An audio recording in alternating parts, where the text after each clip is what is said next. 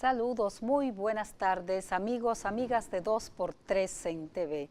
Muchísimas gracias por estar ahí frente a sus pantallas para compartir con nosotros, hoy conmigo, porque no estará Doris Pantaleón, mi compañera y amiga, por asuntos vinculados a su salud, pero no, nada de gravedad. Un pequeño contratiempo y ella no va a estar con nosotros hoy, así que le manda sus disculpas. Y hoy estaremos en una entrevista que no tendrá desperdicio y que les invitamos a estar ahí para que la disfruten en un momentito. Mientras tanto, quisiera comentar con ustedes dos o tres puntos que fueron noticia durante la semana. Muchísima preocupación ha creado una revuelta, todo un mare magnum que se ha tejido en el sector salud durante las últimas 2 semanas. Pues sucede que en un programa de televisión, el director del Servicio Nacional de Salud, Chanel Rosa Chupani, denunció, yo no sé cómo un funcionario denuncia, Chanel, honestamente, pero denunció primero que las clínicas privadas estaban preocupadas por el avance de los hospitales públicos. Tal es el avance que registran los hospitales públicos que algunos miembros de Andeclip se le acercaron al licenciado Chanel preocupados porque van a tener menos ganancias, lo cual fue desmentido por el doctor Rafael Mena y los directivos de la Asociación Nacional de Clínicas Privadas Andeclip. Ahí comenzó la disputa, la discusión, y a seguidas el licenciado Chanel Rosa, un técnico de alta especialización en el sistema de salud, también habló de médicos capaces de abandonar a sus pacientes del sector público por irse a atender servicios en el sector privado. Habló específicamente de una paciente al que un médico estaría atendiendo en una cesárea y que el médico habría sido capaz de dejar a la paciente en la cesárea para atender una consulta privada. Todo esto ha generado una verdadera discusión, disputa nacional, toda una pugna entre los que dicen que sí y los que dicen que no. Específicamente una doctora de la provincia de Valverde, desmintió toda la versión y dijo que aquella paciente murió por un tromboembolismo. A mí, un poco más allá de de todas las denuncias, lo que me preocupa es qué hay detrás de todo esto. ¿Por qué estas denuncias en este momento? ¿Le corresponde a los funcionarios, al ministro de Salud, le corresponde hacer denuncia? Porque si un médico abandonó a una paciente durante una cesárea o tras una cesárea, lo que le corresponde a la autoridad es el sometimiento a la justicia, no hacer una denuncia. Sin embargo, todo eso ha estado ocupando la primera plana de los medios de comunicación en esta semana, haciendo un escándalo en las redes sociales y, bueno, por supuesto, condenando a los médicos, los cuales, en sentido general, hay también un gran sentido de deshumanización en la medicina, pero resulta cuesta arriba entender que un médico abandonó una cesárea para irse a atender una consulta privada. Todo esto ha sido desmentido por Colegio Médico, por clínicas privadas y por los directivos de la clínica en cuestión en Valverde. Ojalá que las autoridades sean capaces de armonizar y llegar a la verdad. Yo pienso que las denuncias en ese sentido no resuelven, sino las intervenciones. Y las intervenciones para lograr que los médicos se humanicen, que las autoridades se humanicen y hagan lo que tienen que hacer, porque nadie ha dicho tampoco que la deshumanización está solamente de parte de los médicos. Existe un alto nivel de deshumanización de parte del Estado, capaz de no tomar las intervenciones que corresponden para que la gente tenga un verdadero sistema de salud donde no tenga que pedir favores y donde no tenga que mendigar el derecho a la salud. Otro punto importante que quisiera comentar con ustedes, y ha sido primera plana de los diarios nacionales durante toda esta semana, es la gran inequidad del sistema de pensiones. 57% de las pensiones de sobrevivencia, decía en un reporte mi colega y amiga Doris Pantaleón, han sido negadas, y la denuncia la hizo la DIDA, la Dirección de Información y Defensa de los Afiliados. Dice que de 18.923 pensiones de pensiones de sobrevivencia solicitadas, 10.766 pensiones fueron denegadas. ¿Y qué sistema de salud es este? ¿Y qué sistema de pensiones es este?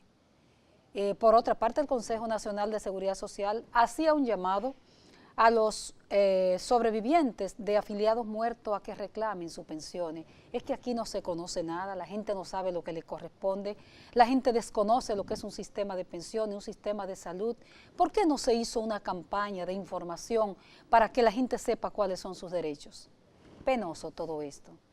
Bueno, con estos comentarios breves nos vamos entonces a unos mensajes comerciales y venimos con la entrevista central de la tarde. Por favor, permanezca en pantalla. Seguimos con el desarrollo de 2x3 en TV y tenemos el placer de presentarles a una persona que se ha vuelto bien mediática en los últimos años, al licenciado Luis Vergés. Luis es terapeuta, psicólogo terapeuta y director del Centro Conductual de la Fiscalía del Distrito Nacional. Buenas tardes, Luis. Buenas tardes. ¿Cómo estás? Muy bien, muy bien. Gracias por invitarme. Sí, ¿verdad que estás muy solicitado en los medios de comunicación? Yo cada vez que enciendo un televisor, ahí estás tú. Son grabaciones de otros tiempos. No, porque además Luis es locutor de muchos años y es una persona que sabe comunicarse muy bien. Luis, hay una preocupación latente en la sociedad dominicana y es motivo de paneles, es motivo de programas de televisión, de reportajes, y es el creciente espiral, no sé si el término es correcto, pero la espiral de violencia doméstica y de abuso en todo el sentido de la palabra a la mujer. ¿Cómo van esas estadísticas? ¿Cómo vamos a cerrar el año? Ya terminamos prácticamente el año y cada día la prensa nos trae un caso diferente. Sí, siguen apareciendo los casos, independientemente de que cuando se hace el análisis comparativo en función del año pasado, las cifras han bajado. De todas maneras, cuando nosotros hablamos de este tipo de violencia, una sola muerte es demasiado. Una muerte es una epidemia. Es una epidemia sobre todo por el contexto en que ocurre, la dinámica que se da entre un agresor y la víctima.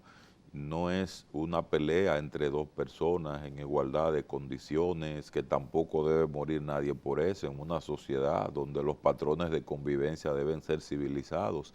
Es que la muerte se da por un ejercicio de un sometimiento, de una imposición, de una subyugación, de una ideología de dominación. Es como que tú mates a una gente porque es negro o mates a alguien porque es esclavo, es matar a una mujer porque es mujer. Entonces, nosotros en el siglo XXI no podemos tener una ideología que sustente ese tipo de práctica. Y yo te enfoco mucho la palabra ideología porque durante mucho tiempo hemos estado desperdiciando el análisis, centrándonos solo en las estadísticas.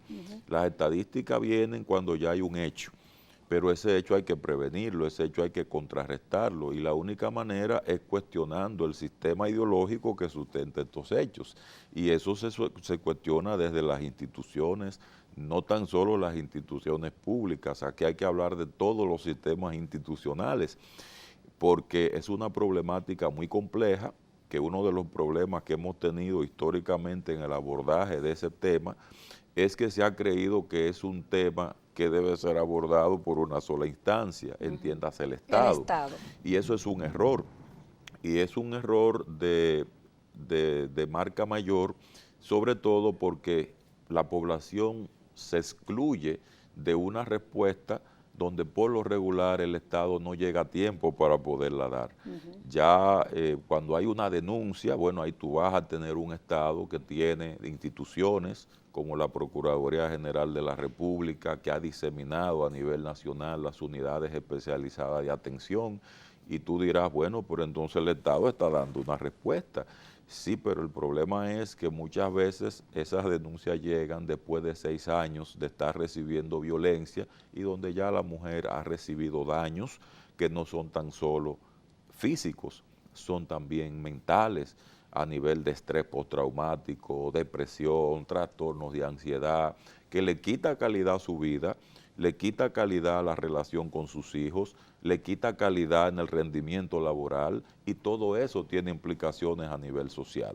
Entonces, por eso nosotros como Estado tenemos una responsabilidad, y te digo nosotros porque yo doy servicio a una institución del Estado, pero nosotros los que trabajamos en el Estado también tenemos otros roles ciudadanos, porque somos padres, porque somos vecinos, Fíjate que cuando se habla de violencia hay que hablar de 3 actores.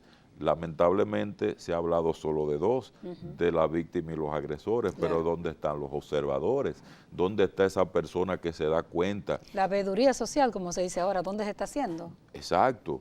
¿Qué hizo esta persona que ya cuando hay una noticia trágica aparece diciendo, yo sabía que eso estaba pasando, y mira qué cosa, caramba, nunca creímos que iba a llegar a tanto? Nos convertimos en cómplices si no denunciamos. Claro, y ahí viene, como decía Mahatma Gandhi. Mahatma Gandhi decía, lo malo que tiene, la cosa mala que hacen la gente mala es el silencio de los buenos. Entonces, cuando los buenos callamos, pues evidentemente las malas acciones de los malos pues van a seguirse perpetuando. Luis, como generalmente el análisis mediático se basa en mujeres agredidas y hombres agresores, tal como tú dices, pero ahora mismo cuando nos estábamos preparando para estar aquí en el programa, veíamos la muerte de otra mujer, Sabana Perdida, anunciado además por las redes sociales. Llamen al 911, dice la mujer cuando se sentía que la iban a matar. Y entonces lo que la gente se pregunta, y uno lo escucha, yo que soy periodista lo escucho en mi propio medio, ¿qué demonios pasa con los hombres? Con el hombre dominicano específicamente, para que nos situemos en nuestro territorio. ¿Qué está pasando? Tú has estudiado mucho el fenómeno, sé que tienes estudio hecho por años con hombres agresores. ¿Qué pasa en el cerebro del hombre dominicano?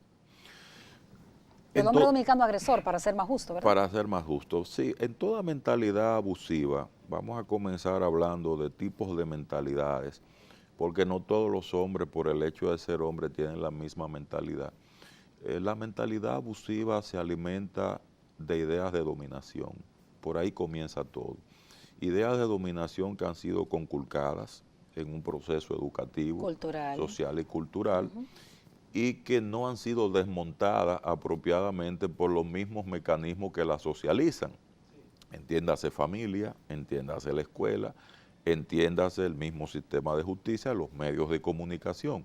Todo lo que tiene valor de mensaje tiene un poder potencial para desmontar esas ideas de dominación. Algo simple que te lo pongo como ejemplo.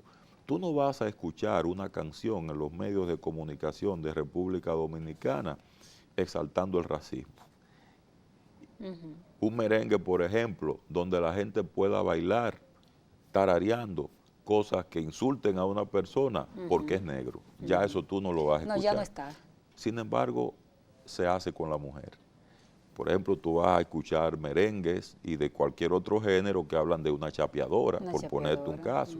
Y buscan términos despectivos, peyorativos, y todo eso se normaliza y se asume con una naturalidad increíble, y la gente lo ve en un plano tan normal que va generando un nivel de insensibilidad, y esa insensibilidad social, pues obviamente cuando hay una respuesta violenta o agresiva en contra de la mujer, entonces hay también una pasividad como sociedad. Es decir, la sociedad ha sido permisiva. Obviamente es permisiva. Y es tan permisiva que fíjate, la gente hace lo que las sociedades permiten. Y de hecho, esto es tan serio lo que te estoy diciendo, que los hombres agresores, hasta que no reciben una presión externa para que cambien esa conducta, por motus propio no la cambian. Difícilmente tú vas a ver una persona con esta problemática que vaya espontáneamente a buscar ayuda, diciéndote, ayúdeme que yo quiero dejar de ser violento. ¿Y el hombre agresor es reversible, esa conducta? Claro que sí. ¿Se puede hablar de...? Claro, claro. Es tan reversible que nosotros tenemos datos que así lo demuestran. Lo que pasa es que para que se dé esa reversibilidad, tiene que darse una combinación de factores. Y dentro de esos factores, pues naturalmente debe venir una presión de alguien, muchas veces la misma mujer, cuando condiciona seguir en la relación a que la persona se trate o la persona participe en un proceso de cambio y lo gestione. Las mismas autoridades, por eso nosotros insistimos tanto en el tema de la denuncia, porque la denuncia rompe el silencio, ya esa barrera de invisibilidad que estaba siendo cómplice de esa conducta que estaba ocurriendo, ya esa barrera no la va a tener el hombre a su favor en su condición de agresor. Tiene que darse esos mecanismos. Y lo segundo, hay lo que se llama asunción de responsabilidad, que comienza cuando tú admites que tienes un problema. Y los problemas se reconocen cuando hacemos un análisis costo-beneficio y nosotros decimos, bueno, pero ¿qué yo logro con esta conducta? Estoy dañando a una persona que al dañarla también me daño yo, daño a mis hijos, daño a mi entorno. Y cuando comienza ese análisis, esa reflexión, nos damos cuenta que si hay algo que está sobrando en la sociedad dominicana es la violencia. Porque la violencia no resuelve nada, al contrario, todo lo complica. Lo complica todo. Y comenzando por tu tema, que es el tema de la salud, te voy a dar un ejemplo. Una emoción que la tiene todo el mundo, como es el enojo. El enojo es una emoción que, si bien es cierto todo el mundo la tiene, porque es parte del repertorio emocional de un ser humano, no todas las personas la gestionan igual.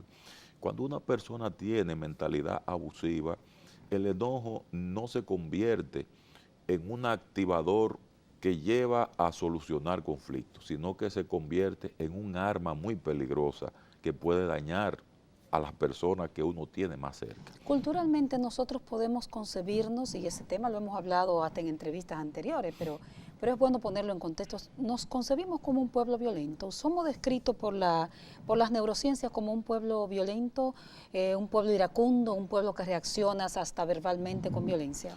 No, yo pienso que no. No. De hecho, tú sabes que las etiquetas no son buenas porque al ser peyorativas y globalizantes, muchas veces lo que hacen es profecía autocumplida, porque mientras más uno se etiqueta de manera tan negativa, lo que ocurre es que eso llama más violencia. Y metemos a todo en un saco. Metemos a todo en un saco. A mí me luce que no. Lo que está pasando es que nosotros tenemos una coyuntura mundial globalizada, en primer lugar, que no nos ayuda al cambio que necesitamos en el tema violencia. Como país tenemos una realidad con algunos indicadores importantes, sobre todo en el tema de violencia intrafamiliar y de género. Tú vas a los hogares y cuestionas a los padres y en el 60% de los hogares te van a decir que prefieren el castigo físico para educar a sus hijos. ¿De dónde viene eso? Y que es necesario, dicen ahora. Y que es necesario, pero ese mismo padre ama a sus hijos, los adora, y tú me dices, pero ven acá, ¿cómo combinar violencia con amor? Y ahí vuelvo a la ideología. La gente en nombre de lo que piensa, la gente en nombre de lo que cree, hace cualquier razonamiento para justificar los métodos duros en contra de los demás. Y reivindican el trujillismo, por ejemplo. Lo reivindican, pero no se dan cuenta que, fíjate, eso que llamamos reivindicar el trujillismo viene también de una ideología de dominación aprendida.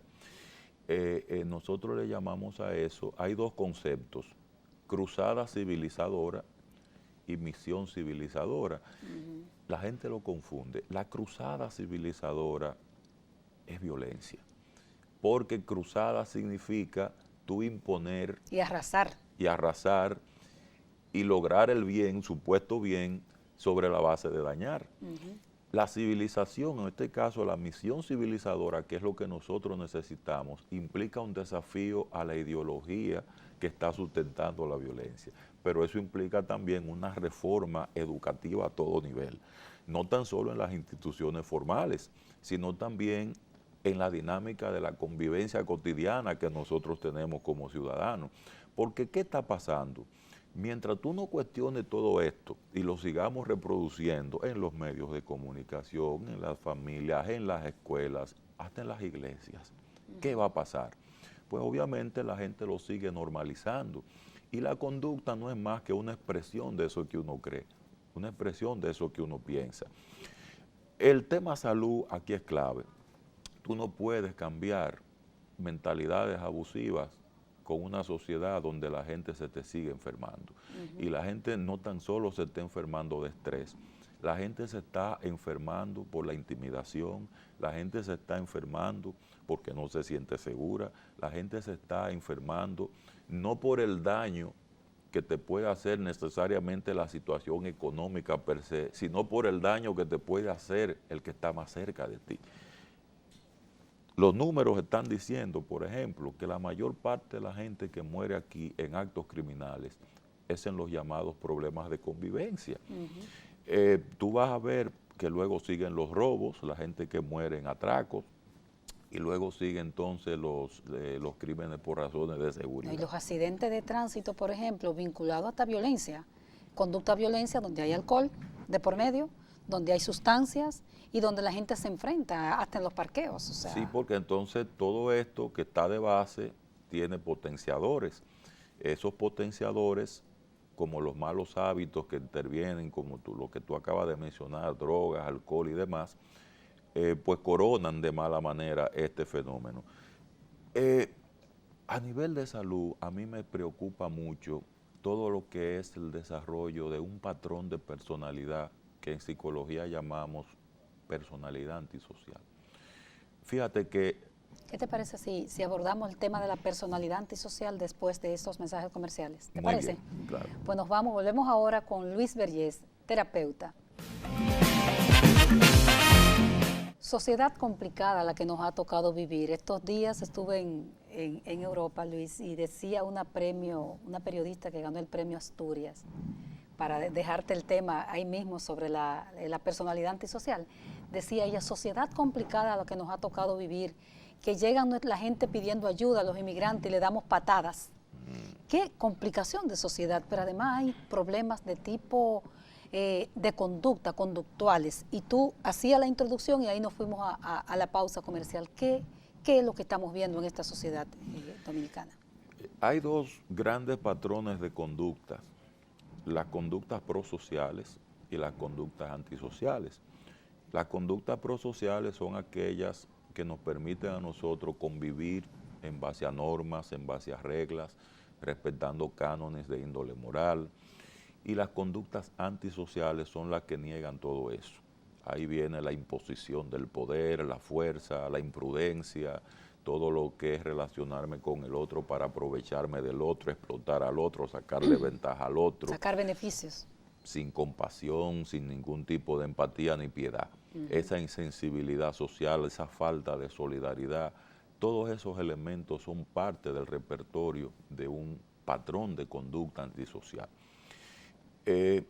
La socialización de un individuo comienza en la familia, pero la familia no es la única responsable, porque ya se sabe que la familia tiene un límite. Y ahí entonces va siguiendo esa dinámica donde esta persona se va insertando en su medio ambiente o con un repertorio prosocial o con un repertorio antisocial. Lamentablemente hemos observado en los últimos años, y en la violencia obviamente es una conducta antisocial, porque es una conducta dañina, y es una conducta dañina con intención. Se afecta a la sociedad definitivamente. Se afecta, porque se afecta no tan solo la persona que es dañada, es que eso envía un metamensaje al quien observa el daño y dice que el próximo puedo ser yo. Y entonces se afecta también cuando tú ves cómo se reacciona ante eso, quiénes reaccionan, cómo reaccionan, y te vas a dar cuenta que muchos reaccionan hasta justificando el daño. Muchos lo hacen por ignorancia, otros lo hacen porque tienen mentalidades abusivas y se identifican con el daño y asumen una serie de razonamientos justificadores que para nada contribuyen con la creación de una cultura prosocial que una vez la tuvimos, pero lamentablemente... Hubo una especie de involución. Ha habido involución por muchas razones. Primero porque las sociedades cambian y muchas veces no cambian cónsono con las estrategias que se van implementando para asimilar esos cambios. Y tercero, hay tres aspectos fundamentales a que debe apuntar el elemento básico que transforma una sociedad, que es el ser humano. Si el ser humano no anda bien, la sociedad tampoco lo andará, porque uno lo que hace es reflejar socialmente lo que uno tiene internamente. Es un espejo prácticamente. Es una proyección naturalmente. ¿Y qué pasa en el ser humano? Bueno, tú vas a ver tres aspectos fundamentales. Primero, las habilidades sociales que hay que tener, que deben incluir razonamientos morales. Tú te preguntas, ¿qué está pasando con el razonamiento moral del dominicano? ¿Qué está pasando con la base ética del comportamiento del dominicano? que son los elementos primarios que hay que cuestionar. Que te hacen detener, además. Claro, porque hay lo que se llama los inhibidores internos, que son esos frenos morales que cuando tú vas a dañar a alguien, tú dices, no, yo no puedo hacer esto porque puedo afectar allí. Yo no puedo subir este radio porque le puede molestar al vecino. Yo no puedo andar con esa música todo lo que da en la calle porque a alguien le va a dañar. Eso por decirte los daños menores. Pero también esas habilidades sociales incluyen la empatía. La empatía es la capacidad de uno ponerse en el lugar del otro. ¿Qué está pasando con la empatía del dominicano?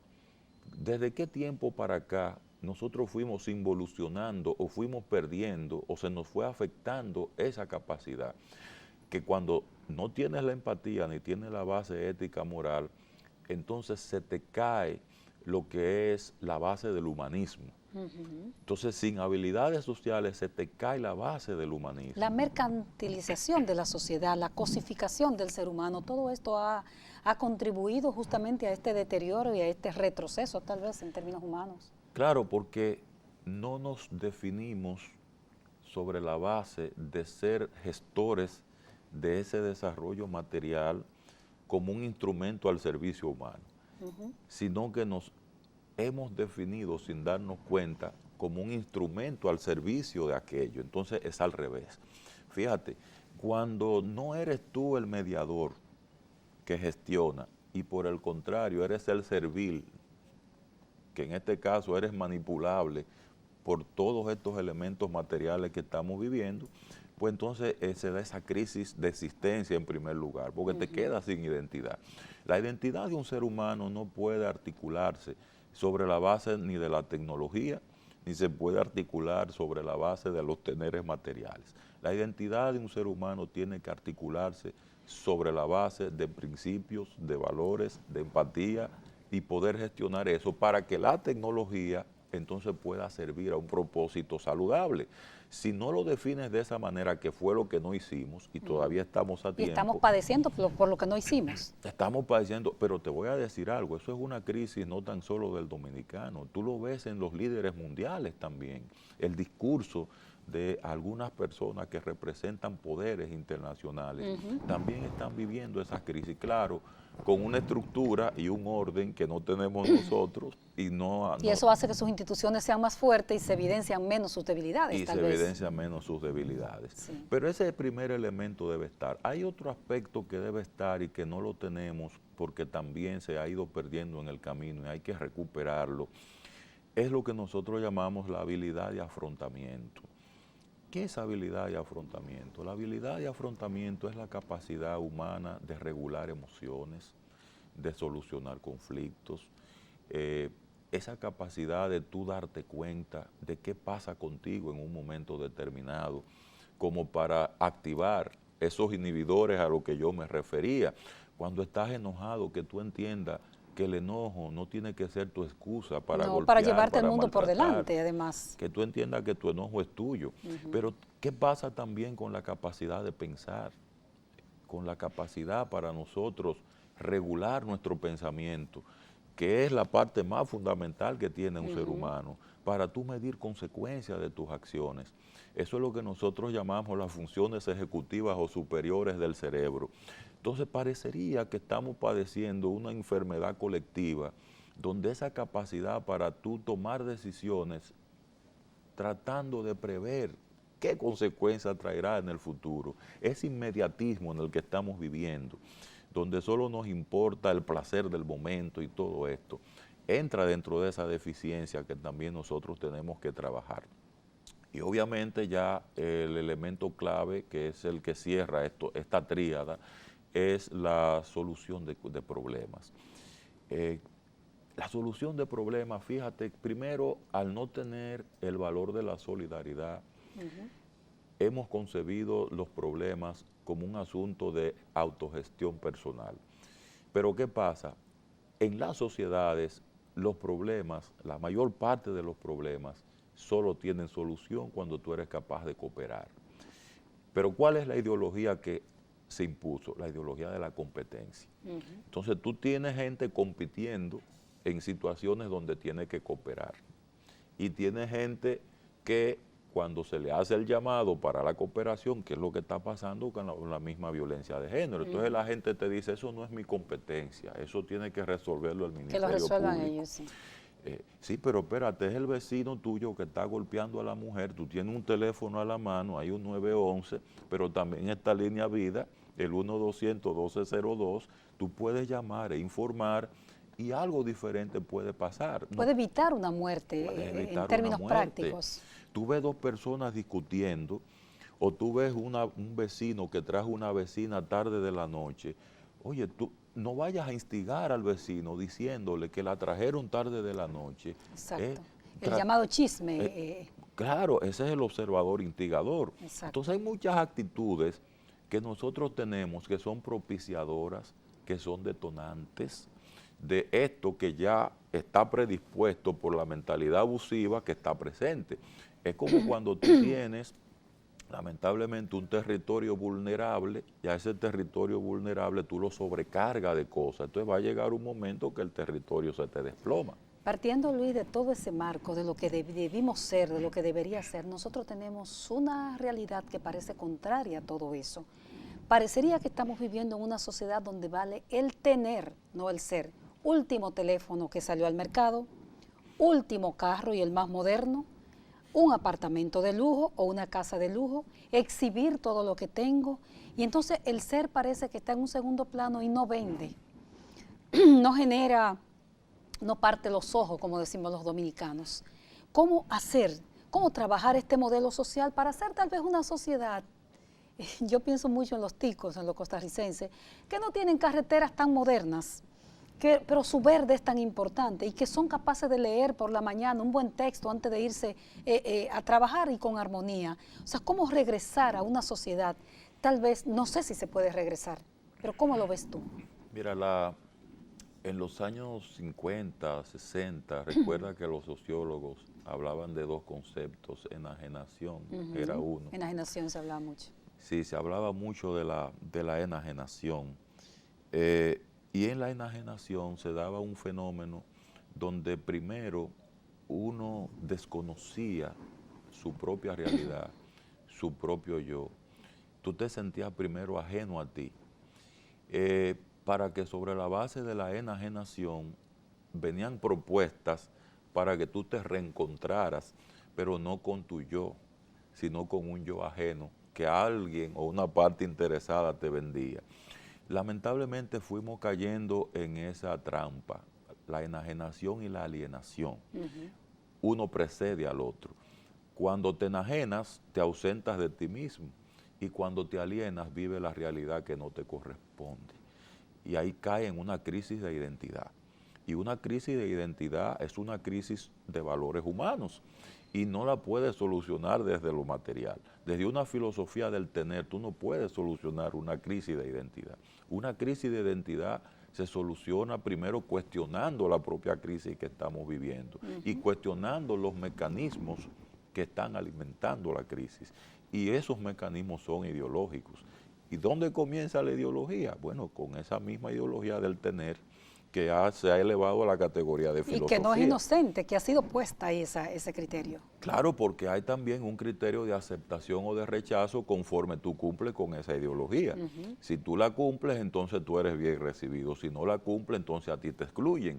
Entonces, hasta que no se redefinan esas reglas, pues evidentemente cada quien va a estar funcionando acorde a ella. Pero lo tenemos, Luis, esos criterios establecidos desde los jóvenes que ya no necesitan necesariamente un pantalón, necesitan una marca de pantalón, porque la sociedad y los modelos y los que piensan en la sociedad no son, no tienen una P delante, no son inocentes. Entonces, el joven te pide una marca de pantalón, una marca de celular, una marca de todo, porque es una sociedad que ha sido pensada también, no es inocente todo. Sí, y eso está trayendo trastornos de todo tipo, por ejemplo, el trastorno narcisista de la personalidad, donde la persona tiene un yo ideal que se enfrenta con su yo real y al final termina prefiriendo el yo ideal porque rechaza su yo real. Porque la realidad es que yo puedo comprarme un celular que cuesta 10,000 pesos, no uno que cuesta 50.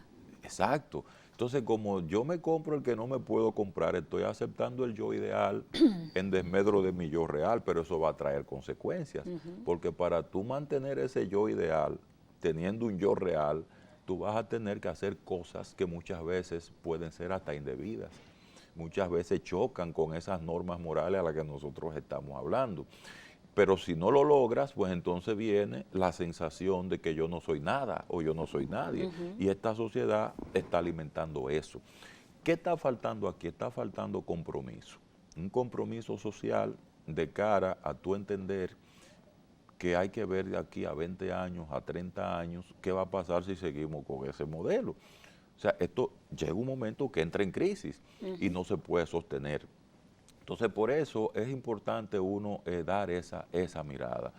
Todo lo que es patología del ser humano, obviamente, es un desorden a nivel social. Vamos a volver con qué hay que hacer, cómo lograr. El objetivo de nosotros es vivir y vivir felices. ¿Cómo lograr eso? Aunque parece una recetica de esa que dan en la televisión, pero no. El deseo, el fin del ser humano es vivir feliz, porque si no, no vale la pena. Vamos a volver con Luis Vergés en un segundito. Continuamos esta conversación que yo no sé a ustedes, pero a mí me gusta ver cuáles son las profundidades de todos estos temas. Comenzamos con violencia doméstica. En una sociedad donde una institución creíble, Luis, con credibilidad histórica como la Iglesia Católica o las iglesias, de repente los curas o muchísimos curas están abusando de niñas, de niños. Y yo decía, el objetivo del ser humano es vivir y vivir con felicidad. ¿Qué pasó con esos paradigmas que teníamos de credibilidad, digamos hasta de abolengo social? La Iglesia Católica, por ejemplo, era una institución creíble y de repente el nuncio está abusando un montón de niños, o un cura tiene a toda una comunidad de niños truncos. ¿Cómo ves esa realidad y qué es lo que debemos hacer para nosotros lograr la identidad de la que tú hablabas hace un momentito? Sí, fíjate, el trabajo de las instituciones es clave por varias razones. Primero, porque una institución, por la misma definición en cuanto a su objeto social, tiene tareas asignadas que si las cumple y las asume, pues en esa tarea asignada en particular, pues ya va haciendo un aporte. El caso de los procesos críticos de instituciones importantes tiene que ver más con el ser humano que está en crisis. Y ese ser humano que está en crisis, pues obviamente proyecta su proceso de crisis existencial haciendo daño institucional y dañando no tan solo la institución per se en su estructura, sino eso que nosotros decimos es el fundamento de una institución, que es su credibilidad. Te voy a decir algo, lo primero que hay que hacer en respuesta a tu pregunta es recuperar la credibilidad, porque el problema más serio que tiene el mundo hoy Cuando día se pierde la credibilidad. es de credibilidad. Yo te voy a decir algo, ahora mismo una gente se para aquí en tu programa y habla de cosas importantes que se están haciendo y la mayoría de los dominicanos no lo creen. No lo creo. Tenemos lo que se llama, yo estoy haciendo un trabajo de... Etapa de la posverdad, se está hablando mucho en los medios. Se está hablando mucho en los medios. Te voy a plantear un ejemplo de un trabajo que yo estoy haciendo a nivel de investigación de un fenómeno que yo llamo el populismo de la invalidación. Fíjate que cuando alguien va a hablar de un trabajo serio, de logros importantes, inmediatamente todo el mundo lo pone en duda.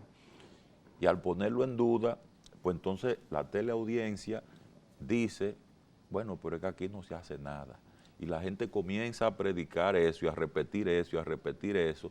Y ese populismo de la invalidación, al final va creando una atmósfera mental de indefensión, de pesimismo, de pasividad y de falta de iniciativa.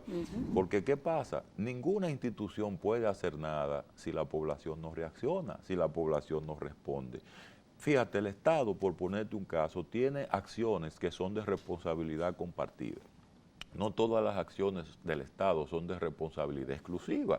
La mayor parte de las acciones del Estado son de responsabilidad compartida con la Tenemos que ciudadanía. vincularnos todos a ella. Tenemos que vincularnos todos. Pero si tú tienes el populismo de la invalidación, tú no vas a tener un vocero confiable en ningún lado. La gente habla, por ejemplo, de la iglesia. En la iglesia hay muchos voceros confiables. Pero cuando hay uno que no es confiable y pasan estos escándalos y va el vocero confiable, entonces la gente dice, no, mira ese de la iglesia, del que hicieron tal cosa. Y entonces descalificamos a los confiables y los hacemos pagar las consecuencias de las faltas cometidas por lo que Pues no si un son funcionario confiables. me miente y es evidente que me está mintiendo en los medios de comunicación, o sea, eso hace que la gente no crea entonces en todo el sistema. En todo el sistema.